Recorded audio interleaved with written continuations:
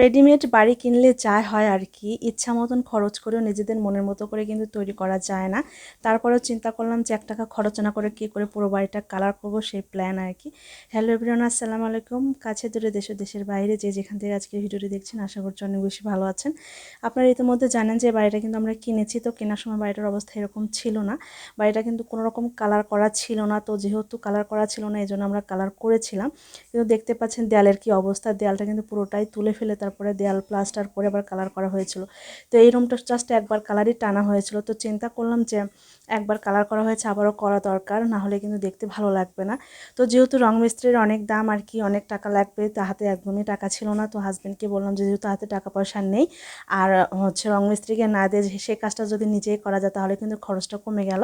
Just তুমি রংটা কিনে নিয়ে আসো, নিয়ে এসে নিজেই করো। তো এই বুদ্ধি কিন্তু সহজে মাথায় আসেনি। গতকাল গিয়েছিলাম ভ্যাকসিন দিতে মেয়েকে, তো বাইরে গিয়ে দেখি যে আমাদের ছাত্রী ভাইরা কিন্তু দেয়াল অঙ্কন করছে, খুব সুন্দর সুন্দর কারুকার্য করছে। তো আমি তাকে বললাম যে দেখো, এখানে যদি স্টুডেন্টরা সব কিছু করতে পারে তাহলে আমরা কেন বড়রাও করতে পারবো না, চলো আমরা যাই, বাসায় গিয়ে তারপরে রং কিনে আমরা কিন্তু ইচ্ছা করলেই আমরা নিজেরাই রং করতে পারবো। তো আমার হাজব্যান্ড রং কিনে নিয়ে আসে, কিনে নিয়ে আসার পরে আর কি যাই হোক এটা রং করতে থাকে। আমি তার আগে রুমটা পুরোটা ক্লিন করে দিই। রুমে তো অনেক জিনিসপত্র ছিল এলোমেলোভাবে রাখা, তো সেগুলো সরায় নেওয়ার পর সে রং করতেছে, দেখতে পাচ্ছেন। আর সে যে এত প্রফেশনাল মানের রং করতে পারবে এটা আমি ধারণা করতে পারিনি। আমি ভেবেছিলাম কোনো রকম একটা রং করে রাখবে হয়তো, কিন্তু না। ফাইনাল লুকটা দেখার পর সত্যি আমি ফিদা হয়ে গিয়েছি। আলের অবস্থা দেখে বুঝতে পারছেন একবার রং টানা ছিল মাত্র, যার কারণে কিন্তু দেখতে ভালো লাগছিল না। আর রং টানার পর বিকেলবেলা মানে জাস্ট 2 থেকে 3 ঘন্টা পরে রুমটা মোটামুটি শুকিয়ে গেছে। তারপরে দেখেন অনেক সুন্দর হয়েছে। আমি কতটা আপনাদেরকে বোঝাতে পারছি জানি না, সত্যি অনেক বেশি সুন্দর হয়েছে।